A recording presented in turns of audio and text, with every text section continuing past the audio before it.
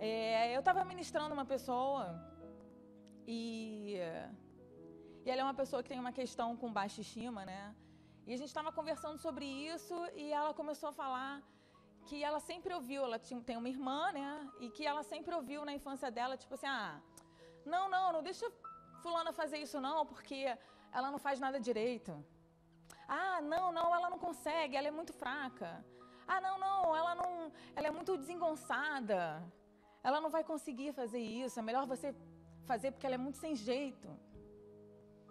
E aí eu estava conversando com ela e comecei a refletir sobre isso, né? Porque às vezes é muito mais fácil a gente acreditar nas coisas negativas que são ditas pra gente do que para as coisas positivas. E essa pessoa, ela tinha declarado coisas sobre a vida dela. Nossa, você é muito inteligente, você vai conseguir esse objetivo. Mas a única coisa que ela conseguia lembrar era das coisas negativas. E eu comecei a refletir, porque realmente é verdade. Aquilo que é negativo e que foi lançado sobre a sua vida tem uma força muito grande. E por que isso? E muitas vezes a gente vai andando na nossa vida, reagindo como fracassados, vivendo sobre um espírito de derrota muito grande, em virtude de coisas que você ouviu. Entende isso? Então, parando para pensar, existe uma força muito grande, tanto naquilo que a gente fala, quanto naquilo que a gente ouve. E a gente precisa entender que as nossas palavras, elas têm uma força no mundo espiritual. Então, outro dia eu estava andando na rua e eu vi um arbusto. Eu tenho uma coisa com planta, né? Vocês já perceberam? Tem um negócio com planta.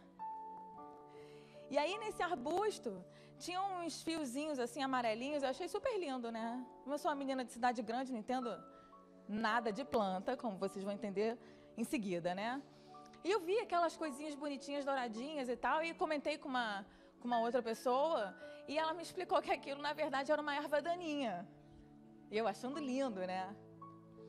E aí eu fui estudar sobre isso, ela se chama fio de ovos ou macarrão. Quando você vire isso... Alguém já viu isso? Não? Tá vendo? Meu amigo Eduardo já viu. Quando você vir isso, saiba que isso é um parasita. E essa é uma das ervas daninhas mais fortes que tem. Parece que ela cresce de 5 a 7 centímetros por dia. E o que ela vai fazendo? Ela vai se enrolando naquele arbusto. Pode ser um arbusto, pode ser até numa árvore mesmo, né? Ela se enrola na copa daquela árvore. Pum! E chega um momento que ela sufoca a árvore. Por que ela é amarelinha? Ela é amarelinha porque ela não produz o quê? Clorofila. Igreja também é cultura, né? Pelo fato dela não produzir clorofila, o que ela faz? Ela pega e ela gruda na plantinha e ela tenta sugar da plantinha aquela seiva. Só que com o tempo, esse emaranhado em cima da planta vai sufocando a planta, chegando até a sua morte. Nossa, que horror! Muitas vezes, essas palavras negativas, elas sufocam o Espírito Santo na gente. Entende? Essas coisas que foram ditas para você, essas coisas que estão mantendo a sua alma em cativeiro, elas sufocam o poder do Espírito Santo sobre a sua vida. Porque o Espírito Santo até tenta falar com você, mas a força desse negativo às vezes é mais forte, simplesmente porque a gente não tenta arrancar essas mentiras do nosso coração. E é sobre isso que eu queria falar hoje. Vamos ver de onde procedem esses pensamentos. Amém? Tamo junto? Você não vai morrer igual a árvore, tá? Sufocado, vai ficar tudo bem. O que a gente precisa entender?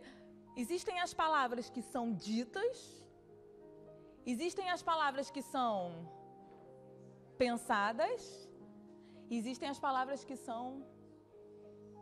Então, tem aquilo que a gente fala, tem aquilo que a gente pensa sobre nós mesmos, e tem aquilo que as pessoas falam sobre nós. E isso tudo está gerando um efeito. E vamos abrir lá em Marcos 11. 22 e 23, por favor.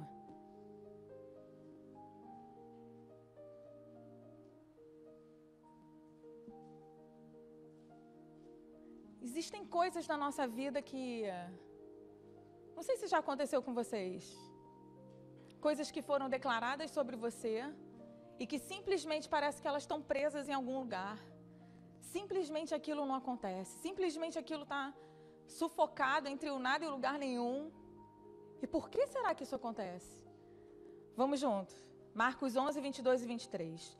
E Jesus respondendo disse-lhes: tende fé em Deus, porque em verdade vos digo que qualquer que disser a esse monte, ergue-te e lança-te no mar, e não duvidar em seu coração, mas crer que se fará aquilo que diz, tudo o que disser lhe será... Beleza! Vou falar o que eu quiser e vai ser feito. Estou rica, Senhor. É isso? Some, chefe. Aumenta salário. Não. Mas algo muito forte que está falando aqui. Ele fala, tudo que você disser, ok? Tudo aquilo que você declarar. Mas logo depois vem as letras pequenas do contrato, que fala assim, e não duvidar em seu coração. Não basta você declarar, você precisa acreditar naquilo. E as dúvidas, elas vão fazendo com que de alguma forma a gente acabe não confiando naquilo que foi declarado, naquilo que Deus prometeu para você. É como se no final das contas mesmo, a palavra não fosse digna de confiança. Está entendendo? E o inimigo precisa muito que a gente acredite nessas mentiras e nessas falsas declarações. Porque nisso ele vai ter força. Então, se você estiver amedrontado e vivendo coisas, a gente fica amedrontado. A gente vive situações onde a insegurança é muito grande. O que você precisa fazer é permanecer na sua fé. Segue acreditando. Não permita que a dúvida, porque a dúvida que é gerada no seu coração vai fazer você começar a não acreditar naquilo. Tá entendendo? E quando você até declarar, né? Porque às vezes a gente está na igreja, aí vem o louvor, aí você se empolga. Eu declaro que eu vou ganhar vitória sobre isso. Mas por que você não ganhou até hoje? Por que você não ganhou? Porque talvez dentro de você, você continua nutrindo uma dúvida. Será que Deus vai fazer mesmo? Será que Deus vai me curar mesmo? Será que eu não estou fadada a sempre ficar vivendo as mesmas coisas e da mesma forma? Não, você não está fadado. Porque você pode todas as coisas em Cristo que te fortalece. E a declaração de Deus tem que ser mais forte do que a declaração do inimigo na sua mente. Só que o que acontece é que durante as nossas vidas, a gente começa a fazer algumas declarações falsas, são votos falsos que você faz. Às vezes você passa por um sofrimento muito grande e você fala, eu não vou me relacionar de novo. Ou, eu vou dirigir, mas eu vou só andar aqui na Zona Sul. Ou então, eu não posso sair, eu não posso perder o meu emprego porque eu nunca vou achar algo melhor por causa da crise. Você começa a declarar coisas e faz votos.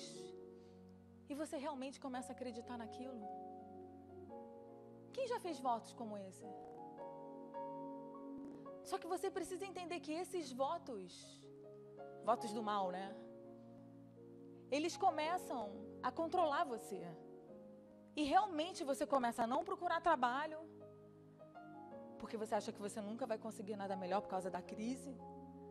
Você realmente continua naquele relacionamento que está fazendo muito mal a você, mas sabe o quê? Melhor um passarinho na mão, porque mandurinha só não faz verão. Misturei os ditados. Mas é isso. Vamos abrir lá. Mateus 15, 18. Então, a gente está falando sobre a força daquilo que a gente fala. E a gente está falando que a gente precisa o quê? Não duvidar onde? Então vamos falar do coração. No capítulo 15, os escribas e os fariseus estão criticando os discípulos, né, os apóstolos de Jesus, porque eles estavam comendo sem lavar as mãos. E olha aqui, ó. Mas o que sai da boca procede do coração. E isso contamina o homem. Vamos falar sobre contaminar.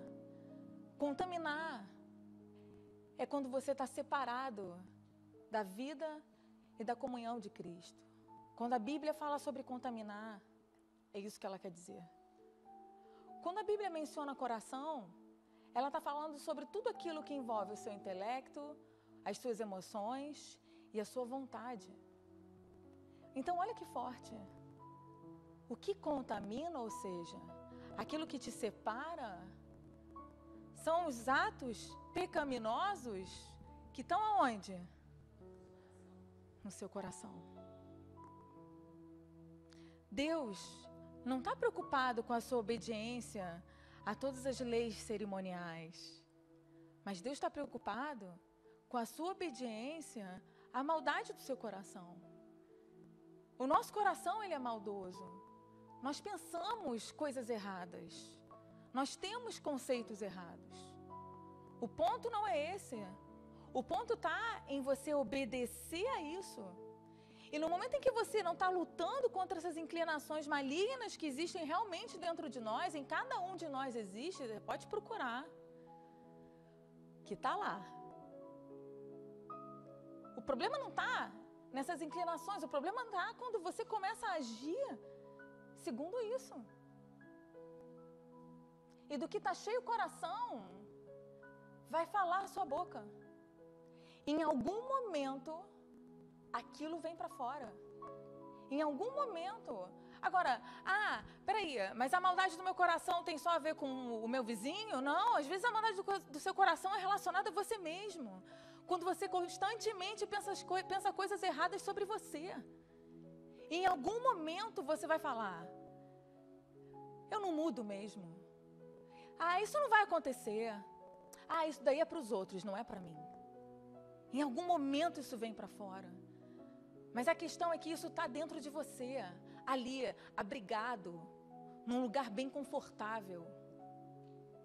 Então, quando a gente fala sobre limpar o nosso coração, significa justamente você, bota isso para fora. Pede ajuda, pede pastoreio, pede oração sobre isso. Eu não quero mais pensar essas coisas. Eu não quero mais viver assim. E Deus vai expor você porque Ele é maldoso? Não, mas porque Ele precisa curar aquilo dentro de você. Porque Ele precisa impedir que aquela contaminação continue a acontecer na sua vida e na vida de outros. No capítulo 3 de Tiago, Tiago começa a fazer uma vasta explicação sobre a língua. Você já leu? É terrível, você fica chocado com o que sua língua pode fazer. E uma das coisas que ele fala é que a língua, ela tem um fogo que é capaz de contaminar todo o corpo. E algo muito forte que ele fala aqui também é que a língua, muitas vezes, ela é inflamada pelo inferno, tá bom? Não sou eu que estou dizendo, está dizendo aqui. Parece forte isso, né? A língua inflamada pelo inferno. Eu vou explicar o que é. Muitas vezes, as pessoas falam coisas pra gente que nos ferem profundamente. Normalmente quem fala? Alguém que tem acesso aonde? Ou é a sua mãe, ou é o seu pai, pode ser seu irmão, alguém da sua família, pode ser seu marido, ou sua esposa. Só que a arma que te fere, ela não veio sozinha, ela não anda sozinha. Ela precisa de algo que a segure. E muitas vezes quem está segurando essa arma somos nós. Muitas vezes nós somos as pessoas que estamos ferindo o outro. Entende isso? E o que a gente precisa perceber é que, às vezes, aquela pessoa está falando aquilo para você mas ela está realmente sendo usada pelo inimigo. Ela está realmente sendo um instrumento do inimigo para falar algo para você que vai entrar e vai acessar o seu coração e vai fazer você andar segundo aquilo. E muitas vezes você é a pessoa que está segurando aquela arma. E muitas vezes você é a pessoa que está sendo usada pelo inimigo para falar aquilo para outra pessoa. Em Efésios fala que se você não vai falar algo que a gente sempre tem que falar algo que seja para edificação ou que vai trazer graça para os outros. Será que a gente sempre fala algo que vai edificar ou vai trazer graça? Ah, pois é. Outro dia sentei com a minha pastora e ela me falou umas coisas que não me edificaram. É isso? Não edificou porque você está encaixando isso no lugar errado. Porque seu orgulho está encaixando isso no lugar errado. Quando o seu pastor fala uma coisa para você que você não gosta muito, é porque muito provavelmente aquilo está aí dentro e precisa ser curado. Mas o que eu estou falando aqui é outra coisa. Eu estou falando de quando a gente fala algo que não vai ajudar aquela pessoa em nada. E a gente simplesmente fala. Completamente irresponsáveis sobre aquilo que a gente está falando. E é muito forte a gente pensar sobre o que nós estamos conduzindo. Porque se a gente foi feito à imagem e semelhança de Deus, será que com as nossas palavras a gente está manifestando essa identidade? Ou não? O que você faz quando ninguém está te olhando? O que você faz no meio de uma discussão? É porque nesse, né, não é quando está, né? As melhores condições de pressão e temperatura que você manifesta o que há de melhor em você, né? É na hora da briga. É na hora da frustração. É na hora do trânsito, quando você está dirigindo. O que sai daí? Que tipo de identidade você está manifestando nesse momento? A gente precisa estar prestando atenção sobre o que sai dos nossos lábios. Vamos abrir lá em Tiago 3, 9 e 10.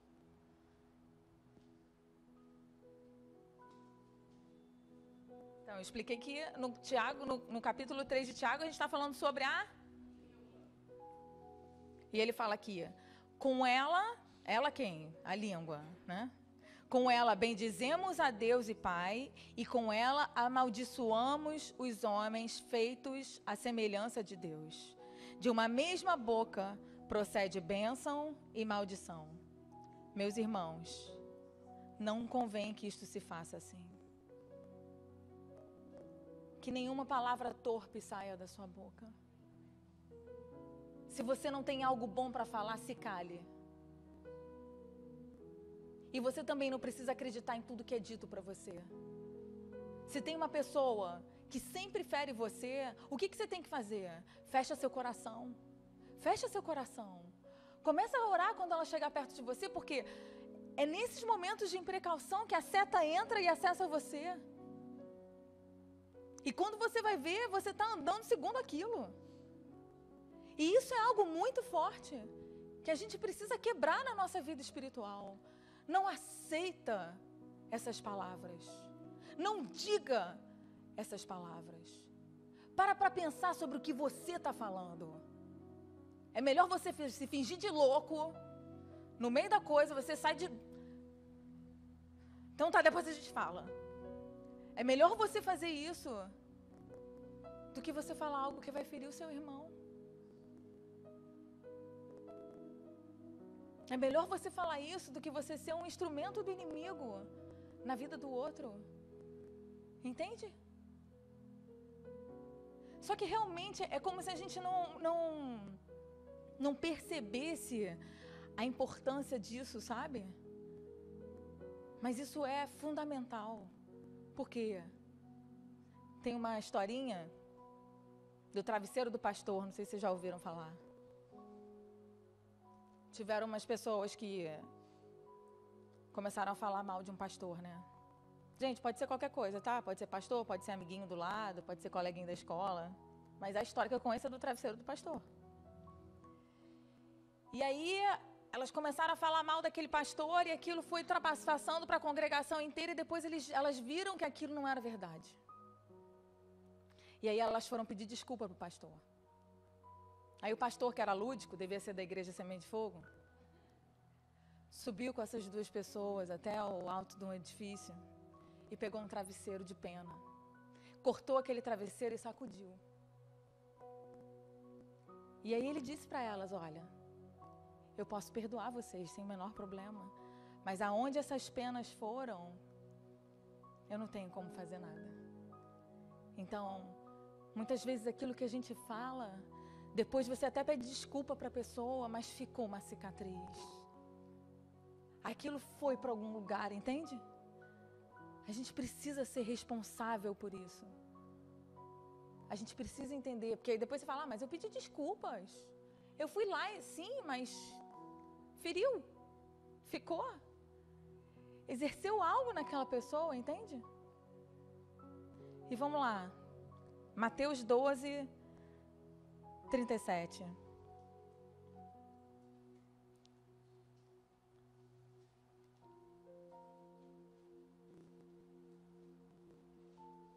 E é tão forte essa questão do coração, porque é nesse lugar que o Espírito Santo quer atuar. O Espírito Santo quer atuar com a gente de dentro para fora. É aí, é nesse lugar que Ele quer curar. Não adianta você simplesmente, então eu não vou falar coisa errada, eu não vou não sei o quê. Não é isso. Você precisa permitir que o Espírito Santo vá tratando você, vai curando você, vai curando a tendência que você tem de pensar erradamente sobre você, vai curando a tendência que você tem de julgar rapidamente, de falar mal das pessoas, de ser rápido no seu falar. Quem vai fazer isso? É quem? É o Espírito Santo, mas com a sua permissão. E aqui em Mateus 12, 37 fala, porque por tuas palavras serás justificado, e por tuas palavras serás condenado. Então, se constantemente aquilo que você fala é errado, você está precisando que o Espírito de Deus atue dentro de você. Você precisa confessar essas coisas, você precisa colocar essas coisas para fora, para que isso possa ser retirado, para que isso possa ser curado. Você precisa falar sobre as coisas que foram ditas na sua infância e que prendem você até hoje. Fale sobre isso. Peça ajuda, porque talvez muitas coisas que estão acontecendo com você são porque você está preso ainda naquele lugar lá atrás. Amém? E eu queria fazer um exercício. Vamos fazer um exercício? A gente vai passar agora uns papeizinhos. Mas não é seu. Esse papelzinho não lhe pertence, ok? Que a pessoa já pega e já abre a carteira, bota na carteira. Olha o que você vai fazer. É exercício, gente. Exercício não vai poder ser sentado. Adoraria. Você vai ler esse versículo que está na sua mão, que não é seu. Você vai ler, pode abrir, pode ler. E aí o que a gente vai fazer? Você vai orar, pedir para o Senhor te mostrar uma pessoa e você vai entregar esse versículo para essa pessoa fazendo aqui, ó, ela tem que fazer também.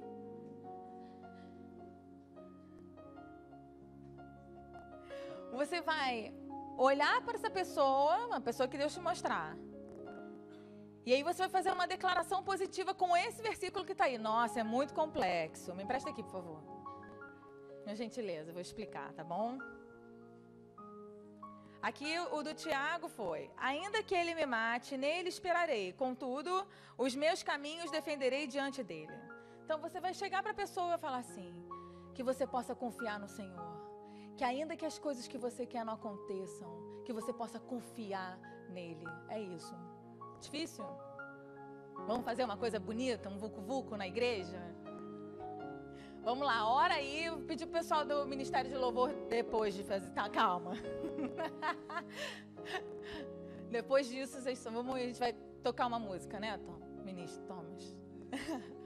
Vamos já, vai. Vê alguém, gente. Ora, é um exercício espiritual. Isso, muito bom. Não vale, hein, João? Tô vendo, João.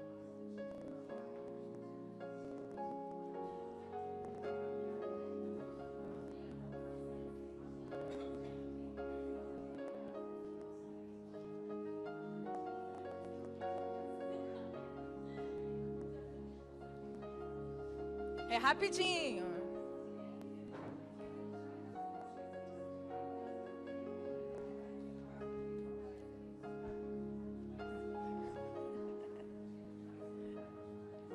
Que a gente lava, passa a cozinha cheia, faz tudo ao mesmo tempo.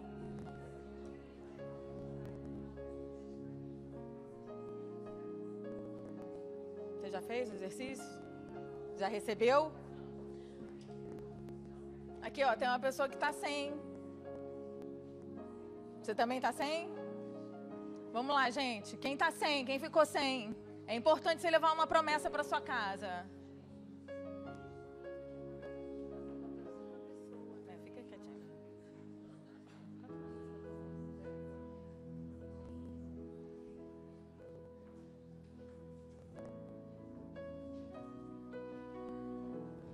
Amém?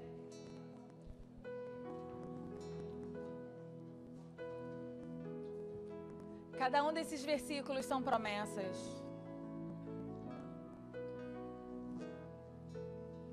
Cada um desses versículos são promessas.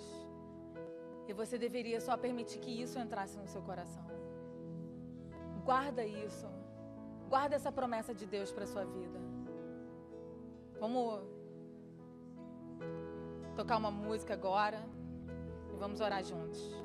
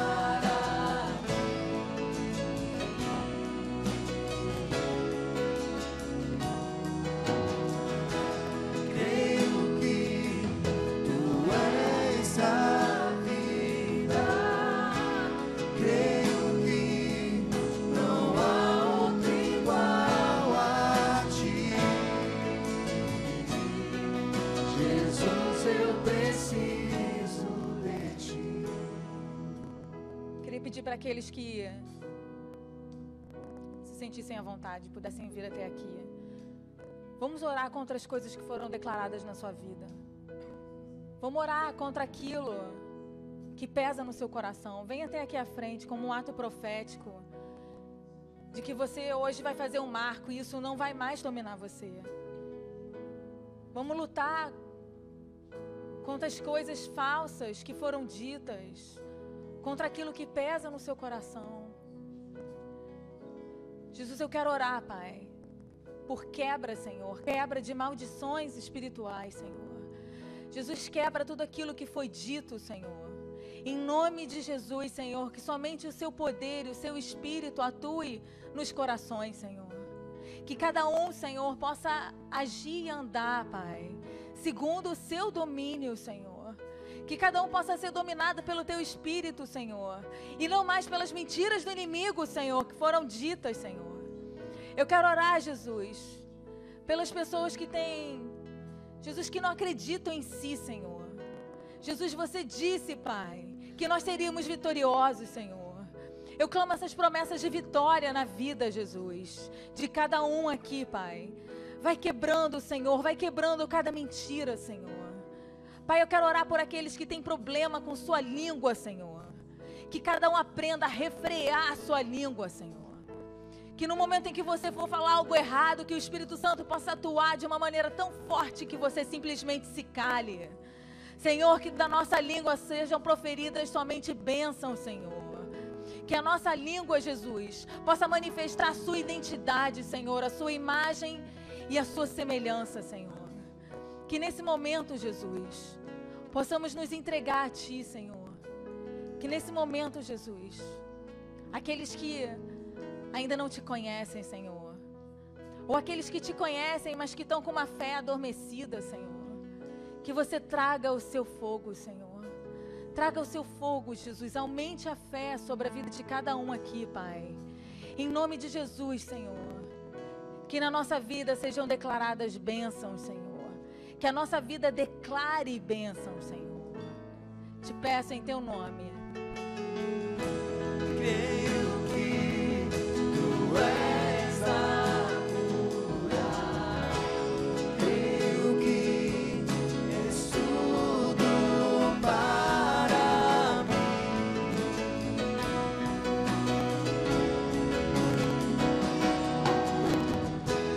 Creio que Tu és a vida. Creio que não há outro igual a Ti. Jesus, eu preciso de Ti. Não há outro igual a Ti. A gente vai cantar de novo essa parte de creio que Tu és a cura. Creio que Tu és a vida. Porque você precisa declarar isso para o mundo espiritual. Já que nós falamos em declarações, vamos declarar isso juntos, com entendimento, em nome de Jesus. Creio que Tu és a cura. Creio que és tudo para mim.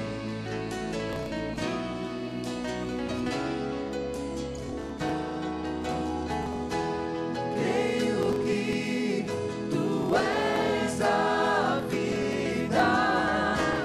Creio que não há outro igual a Ti. Jesus, eu preciso de Ti. Não há outro igual a Ti. Amém. Amém, Jesus. A gente vai ter um momento agora especial. Queiram se sentar, por gentileza. Que hoje é um dia muito especial na nossa igreja, porque é o dia da Santa Ceia. E aí eu queria convidar a pastora Marcela, que vai nos ministrar.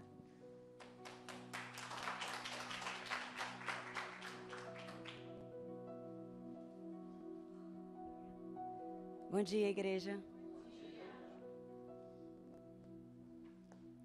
Bom, antes de falar efetivamente do pão e do vinho, eu queria só dar uma introdução à questão da comunhão que veio através desse ato de Jesus, do sacrifício dele. Deus tinha um plano quando criou cada um de nós. Deus tinha um plano quando criou Adão, quando criou Eva. E quando criou cada um de nós, que aqui estamos. E o plano de Deus sempre foi, e imutável permanece, que é ter comunhão conosco. Nós fomos feitos para ter relacionamento com o Senhor. Todo o resto é uma consequência desse relacionamento.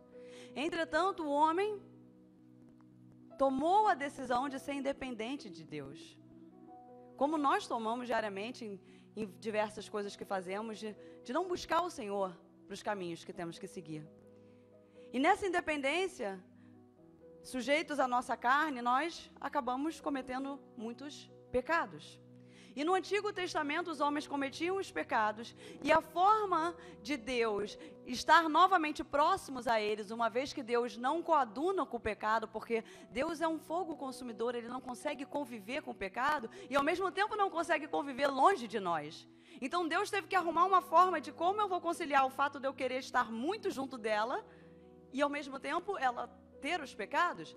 E aí vieram os sacrifícios dos animais imaculados, e aquele sangue daqueles animais que eram sacrificados ao Senhor pelos sacerdotes limpava o pecado do povo. Isso era no Velho Testamento. O que aconteceu foi que os pecados foram crescendo e se multiplicando, e chegou um momento que Deus olhou e falou: não há mais sangue de animais que vai poder limpar no mundo espiritual esses pecados. E como que eu vou fazer para conviver perto deles mesmo com esse pecado? E aí vem aquele famoso versículo que diz que Deus amou o mundo de tal forma que deu o seu único filho, para que todo aquele que crê nele não pereça, mas tenha a... Então Jesus foi o elo, através do amor de Deus, Jesus foi o elo que nos tornou a ter acesso direto a Deus e remidos pelo pecado uma vez por todas. E diante disso, eu queria ler com vocês, veio a comunhão que ele fez com os discípulos antes dele ser entregue, né, e morto na cruz. E eu queria ler com vocês Mateus 26, dos versículos 26 ao 28. Vou esperar vocês abrirem. Mateus 26 é o primeiro dos evangelhos, primeiro livro do Novo Testamento. Capítulo 26, versículos 26 ao 28. E enquanto comiam, Jesus tomou o pão e abençoou-o e partiu e deu aos discípulos e disse: tomai, comei, isto é o meu corpo. E tendo tomado e dando graças, deu-lhe, dizendo: bebei dele todos, porque isto é o meu sangue, o sangue do Novo Testamento, que é derramado por muitos para a remissão dos... Então, eu queria iniciar a comunhão como Jesus fez. Então diz que ele estava junto com os discípulos reunidos em um determinado lugar.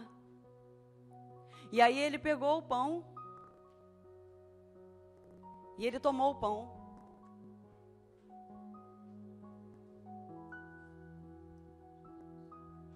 E ele distribuiu aos discípulos e ele falou: tomai desse pão que é o meu corpo. E o que significa o pão sendo o corpo de Jesus? Jesus era filho de Deus e Deus era, mas ele veio em carne. Assim como nós, Jesus tinha um corpo e estava sujeito à carne. E o corpo dele foi crucificado e Jesus morreu. Mas ao terceiro dia, o que aconteceu com o corpo dele? Ele tomou vitória sobre a carne. E quando ele chama você para participar do corpo dele, da carne dele, ele declara a cada um de nós que crê que ele é Jesus, Filho de Deus, que tome vitória sobre a tua carne através do meu corpo. Tome o corpo de Jesus e tome vitória sobre o medo que a tua carne te impõe, sobre a solidão que a tua carne te apavora, sobre a dúvida que assola a tua mente. Esse é o corpo. Isso faz com que nós, nele, ganhamos vitória sobre a carne. E ao mesmo tempo, Jesus disse, e ele tomou o cálice e deu aos discípulos e falou: bebei dele, porque isso é o meu sangue. E o sangue, no mundo espiritual, era aquilo que limpava o pecado dos homens. E dessa vez não foi dado qualquer sangue, mas o sangue do Deus Filho. E é sobre esse sangue que nós tomamos na Santa Ceia. E é esse sangue que tem o poder de lavar você por completo. E que nenhuma culpa, nenhum pecado pode separar mais cada um de nós de ter acesso direto ao Senhor. Porque Ele ganhou essa vitória e Ele remiu nossos pecados sobre um novo testamento, a nova aliança. Então eu queria chamar para que nós possamos tomar o pão e elas vão distribuir o pão e o vinho. Mas eu queria chamar a igreja, cada um de nós aqui, para tomarmos com esse entendimento o que é o pão, o que é o vinho e o poder do sacrifício de Jesus e o que isso exerce sobre a nossa vida. Amém? No altar de adoração, seja sempre exaltado, Jesus, Filho de Deus, deixou a sua glória, morreu em meu lugar, Jesus, Filho de Deus, tu és Jesus, Filho de Deus, seja exaltado, engrandecido, seu nome é santo, poderoso é, e não há nada que apague o seu amor. A cruz me libertou, a cruz me libertou, a cruz me libertou, a cruz me libertou. Agora eu queria orar pelo pão e pelo vinho. Jesus, eu quero declarar, Senhor, nossa profunda gratidão pelo sacrifício de amor que Tu fizestes por nós. Abençoa esse pão, Senhor, e que através, Senhor, de comungarmos com a Tua carne, possamos ganhar vitória sobre um poder sobrenatural do Teu Espírito Santo aqui conosco, sobre aquilo que precisamos, Senhor. Tira-nos, Senhor, da nossa carne e nos leve ao Teu reino, através da nossa comunhão com o Teu corpo. E, Senhor, através desse vinho, Senhor, que aqui representa o Seu sangue, queremos selar mais uma vez a nossa aliança contigo. Queremos agradecer porque Tu fizestes o que nós jamais conseguiríamos fazer, Senhor. O Senhor nos religou para toda a eternidade a Deus Pai, Senhor. O Senhor nos deu acesso livre e por isso Te adoramos e Te agradecemos por ter lavado os nossos corpos e os nossos espíritos do pecado. Em nome de Jesus, abençoa essa comunhão.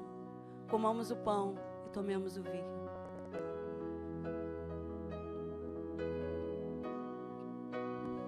Seja exaltado,